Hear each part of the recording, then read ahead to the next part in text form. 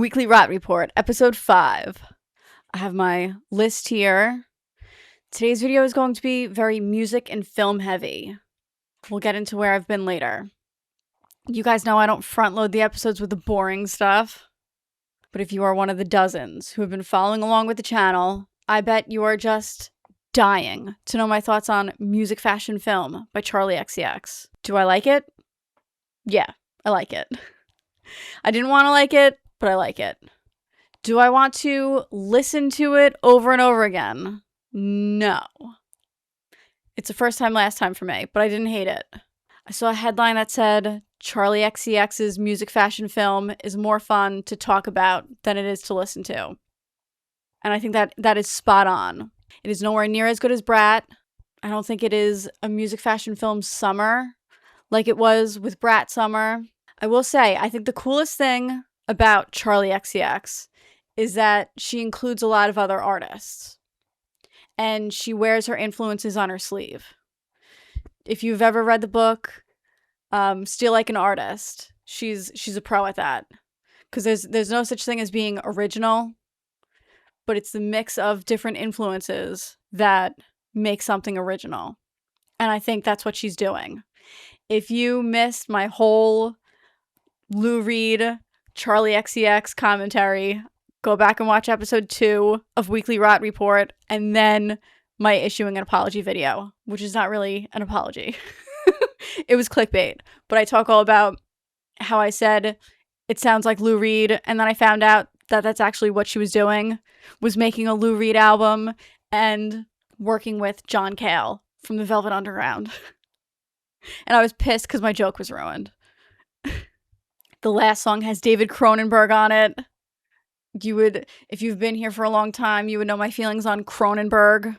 David Cronenberg? Ugh. Complicated feelings on Cronenberg. I was playing around with the idea of doing a video where I watch all David Cronenberg films. Like trying to understand David Cronenberg. I would skip Crash.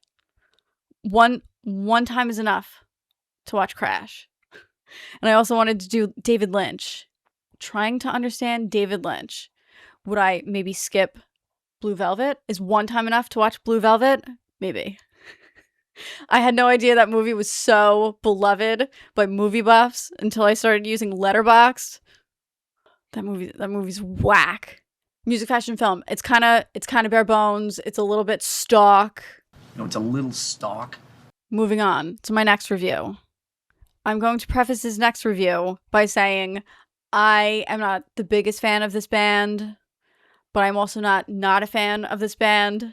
I have gone on record and said that seeing this band was the worst concert I've ever been to, and that is Avenged Sevenfold. I listened to the new EP. It's very polarizing.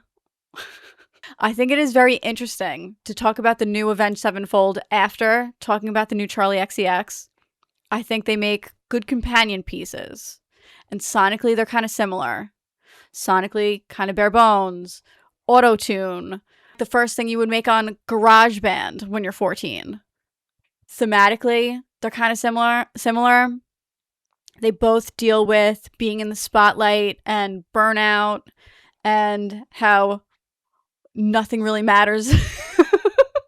The Avenged Sevenfold EP has a lot of heavy hitters behind the production, so I don't know why it sounds like absolute garbage.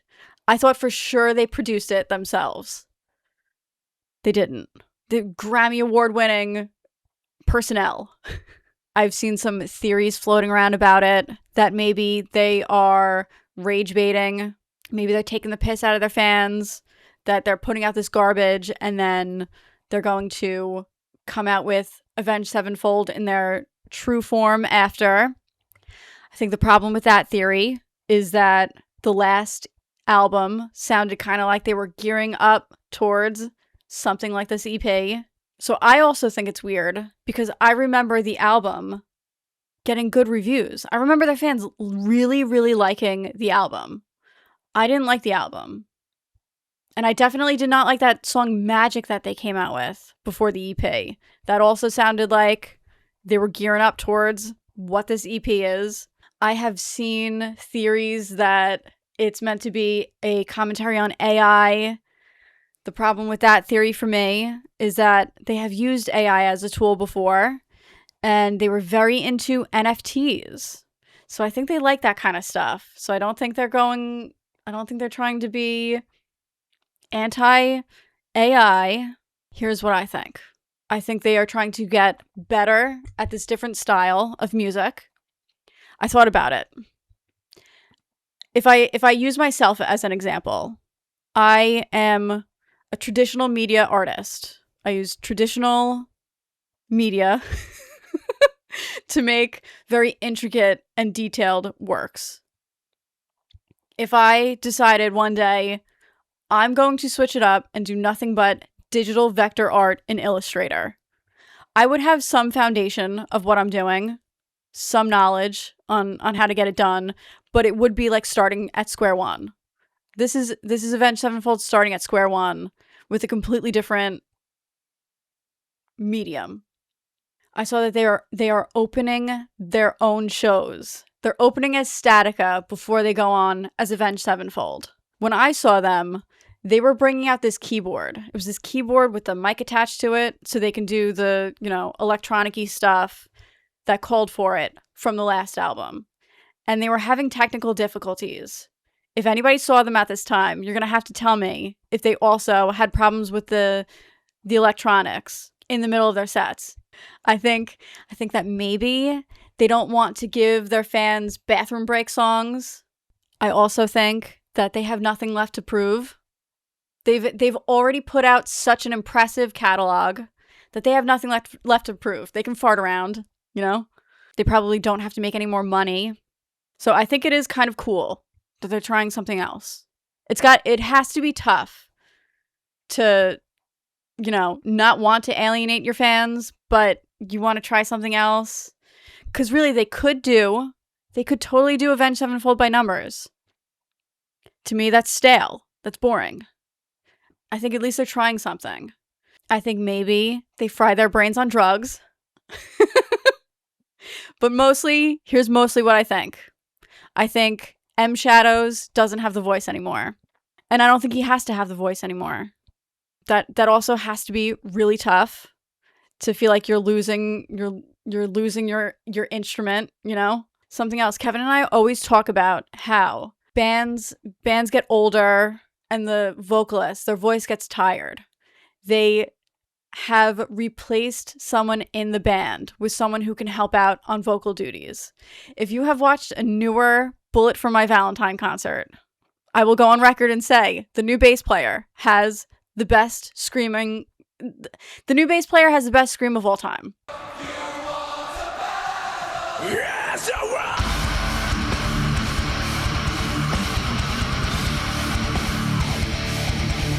I'll go on record and say it. He can help out when Matt Tuck's voice is a little bit tired. Unfortunately, the Rev probably would have been the only person in the band who could have helped out on vocal duties. Since then, they haven't had to replace anybody. When I saw Bush was piping in the vocals for the new songs. That one I know for sure. You can see right on YouTube.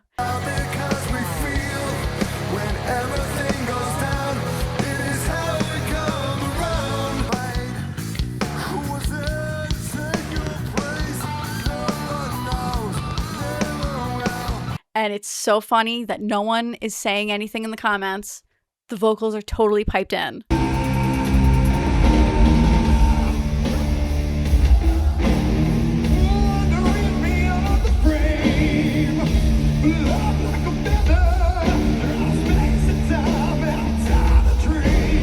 My theory is that the crowd doesn't know the lyrics for the new songs. So you can hear the band a little bit more. So they're piping in the vocals for the new stuff because the crowd's not there to drown them out. But I love the newer Bush albums. The Art of Survival is such a good album. Lyrically, I think it's hysterical sometimes. If you're not too critical, give it a go. Anyway, do I like the new EP? Do I like Statica by Avenged Sevenfold? I do. I have listened to it multiple times. I think the last song is bad. I don't like the last song.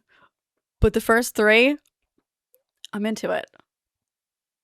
I'm actually into it. Something else that I think is interesting is that they changed the album artwork, at least on Apple Music. I don't know what the deal with that is, but they changed the artwork. And speaking of Apple Music, I've been meaning to give you guys an update on my thoughts since switching over from Spotify. I talked about it in one of the episodes. I was sick of how the UI was so busy on Spotify, and it was all like full of AI stuff. I'm like, I can't, just let me click on the album, you know? So I switched over to Apple Music. Do I think Apple Music is a little bit clinical compared to, I do miss that Spotify felt a little bit like the Wild West. It felt a little bit lawless. I miss it a little bit. Apple Music is a little bit too clinical, but I will take it over Spotify. And I also think that the radios that come on after the albums, I think, are better on Apple than they were on Spotify. I do.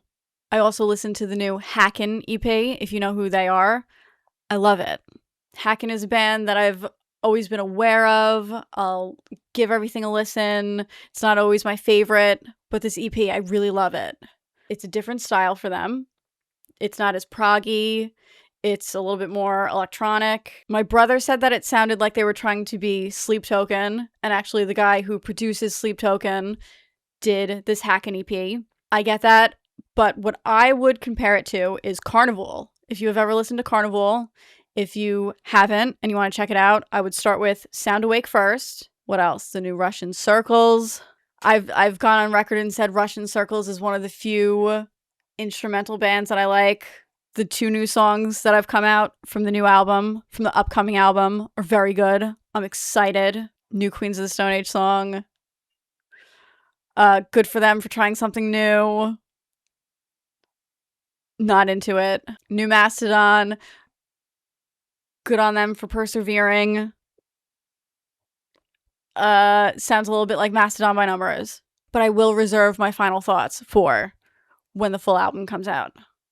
They did come out with a track listing, and they showed how many features the album has, so that's really exciting. Let's talk about the features on this album. First song has Ben Kohler. He's from Converge. The fourth song, the single, has Josh Homme from Queens of the Stone Age. The 10th song has Randy Blythe from Lamb of God and Nate Newton. He's also from Converge. The 11th song has Geezer Butler from Black Sabbath and Joe Duplantier from Gojira. Did you see that Mario wasn't able to do the tour in the US? They got the drummer for Paleface Swiss to fill in, and his name is Luigi, and people were making Mario and Luigi jokes, and I was like, I can't believe I missed that. Of course. Everyone was like, as always, Luigi's coming in to save Mario's ass. They were like, you can now play as Luigi. There was a point in time when I listened to Paleface Swiss for like a week, and all I kept thinking about was that this is the kind of music that if the FBI confiscated someone's phone and looked at their recent activity and saw that the last thing they listened to was Paleface Swiss, they would be like, cut and dry. They'd be like, case closed. He did it. The last song on the Mastodon album has Neil Fallon. Oh, he's okay, that's the guy from Clutch. He's also on Blood and Thunder. Also, I heard that they sample the movie River's Edge on one of the songs. I've quoted River's Edge like twice on this channel. I poked it with a stick. I love that movie. Mastodon. Guys in Mastodon, I'm just like you. Want to be friends? Ron Taylor, want to be my friend after I said your new music was stale? I decided a long time ago, I'm not here to make friends. The art of the critic is a dying art form. Anyway, my family was in town. Hence why I didn't film for 2 weeks. I keep leaving you guys with these like bonkers videos and going away. I imagine everyone finds this channel and they're like, nice, I'm finding someone right at the beginning of a manic episode. Nice. No. I've been out gallivanting. But my mom and my brother were in town for the Long Island birthday family reunion extravaganza. It happens around this time every year. But with my mom in town, we watched a lot of movies. I've talked about how long I've wanted to watch Hokum, and then we watched Oddity. We watched them back to back one night. Both very good. Irish media. Perhaps I have to explore some more Irish media. Talk about how much I love Norwegian, Dutch, Swedish. How I think that's the shit. Maybe I should explore more Irish media. We watched Bugonia. Finally watched Bugonia. Going into Bugonia, I knew Jesse Plemons was in it. I knew they kidnap Emma Stone because they think she's an alien. This is all in the trailer, so I'm not spoiling anything. And I knew that it was originally a Korean film from 2003. And again, Korean media. I love Korean films. Excellent. I actually saw a post on I think it's Movies That Feel Like This subreddit.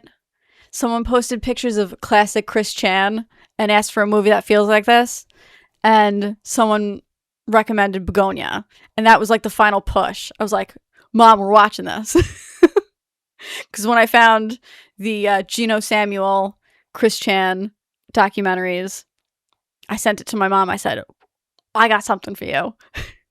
And my mom is also a Christorian. So we watched Bugonia. She loved it too. And we also watched The Night House with my favorite, Rebecca Hall. And I loved The Night House. I've never read it, so maybe I'm completely off base by saying this, but it's like A House of Leaves, the book, where the house kind of plays tricks on you. It's one of those movies where I think it made a bigger impact on me than it did on other people who reviewed it on the internet. Kind of like The Babadook.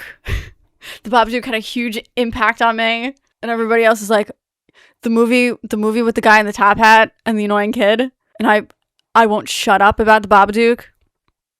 The Night House is like that. And it's also thematically like The Babadook. So maybe that's also... It has Rebecca Hall, and it reminds me of The Babadook. So...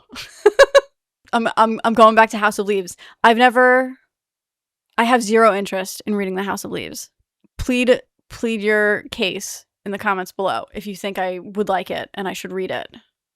Best thing about all these movies, though, there were no naked old people. Spoiler alert, no naked old people. But really, that's something that I think is a good thing. I would be okay knowing going in to any movie that there's no naked old people. That's how I should start reviewing films on Letterboxd. 10 out of 10, no naked old people. When I talked about The Babadook, I talked about how there was this website called doesthedogdie.com, and it's for checking trigger warnings, specifically if the dog dies in a movie. I wonder if there is a section on there for if there's naked old people. I would check that for sure. I think a dog dies in 40% of the movies that I watch. Dog doesn't die in any of the movies that I talked about here. Only people die in the movies that I just talked about. All right, dry rot levels, moderate. All right, if you made it to the end of this video, I would really like to thank you. Thank you for listening to me. Some low stakes topics to ease my way back in. Thank you to anybody who watched the older stuff to catch up while I was gone. That really means a lot to me.